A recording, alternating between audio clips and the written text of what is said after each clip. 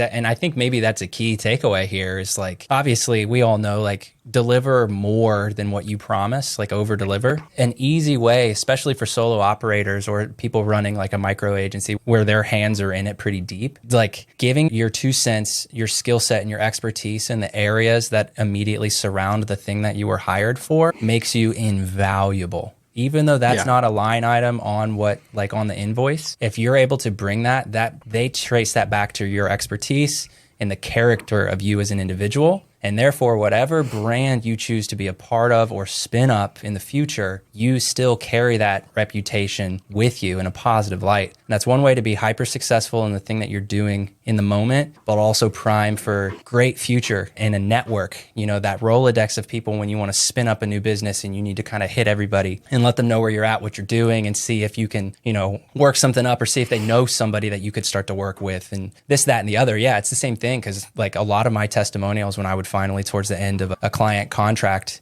when I knew that we weren't going to be re-upping, I was like, hey, you know, I'd really love, like the testimony would mean a lot, you know, and just really just ask for it. And most of the time, the thing that they highlighted in the testimonial had less to do with the service that I was selling, which was just email marketing management, some of the copywriting, automation building, you know, all of that good stuff.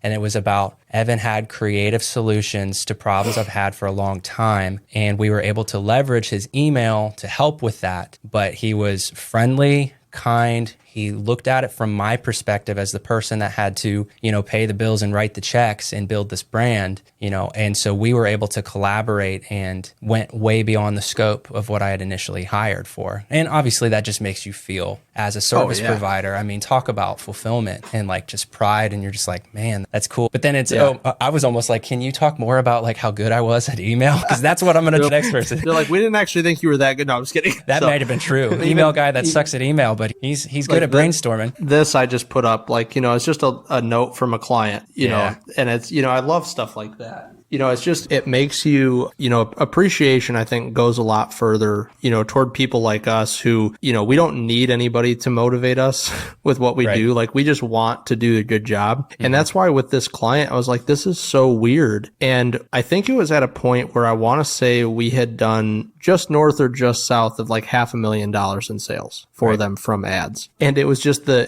like, you know, malaise. It was just like, oh, okay, you know, well, I finally had a conversation with him just straightforwardly. And I was like, I'm not going to lie to you. I was like, I'm a pretty confident guy. I was like, every week when we talk, like, I'm pretty sure that you're going to cancel and not work the next week. I was like, what's the, I don't understand, you know? Yeah. And he's like, oh no, he's like, no, we love working with you. He's like, you do a great job and, you know, you get great results. I'm like, okay, you know, then what, you know, he goes, well, he's like, and this was the point for me. This was the big aha of like, what, you know, is, he goes, no, he said, it's just that we're trying to get the paid ads to match or beat our organic. And I was like, okay, how far off are we? He's like, he's like, organic does about 4 times more than our ads. Whoa. And I was like, really? Yeah. And what's their, you know? Nothing. I mean, these guys were doing a daily YouTube video and they had and what they would do is it was not like they were even edited. They would pull one of their guys from,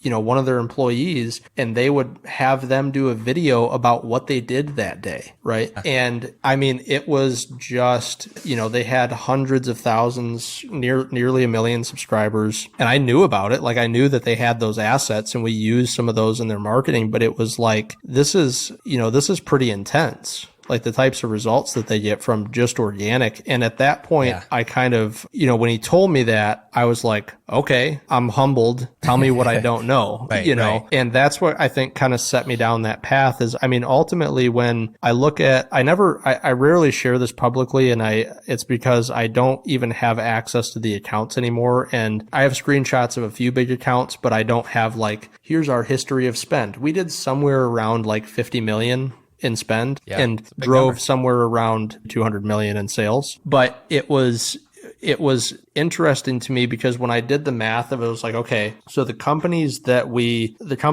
have done this for, right? They've made somewhere around 200 million. We've paid somewhere around 50 to mostly at the time, because it was the most popular, Facebook and some to Google. Right. And like, I looked at what my share of that was, which over that time period was, I don't want to say like only a few million, but the company, only made a few million for doing all that. Right. And it was like, that's kind of a raw deal. Right. And that's where it hit me. I was like, if I can learn organic and go down this path of organic and how that works, then I can be the one that at least is getting the media for the 50 million. Or if I go into, which is what I transitioned into, was if I go from like, I can be the media company, so I can be the agency and I can make 5 to 7 million. I can be the media company and I can make 50 million. Or I can acquire the companies and be the owner of the companies and make the 200 million. And that was the balance. Not that's exactly how my future I intend for things to work, but it was just interesting to me, that realization of, the agency puts in the most work for the least amount of return, and the media company has the attention, and the company ultimately is the one that reaps the reward. Right. Where's the most leverage? If you want more content like this, make sure you follow, because I've got plenty more coming your way. Peace.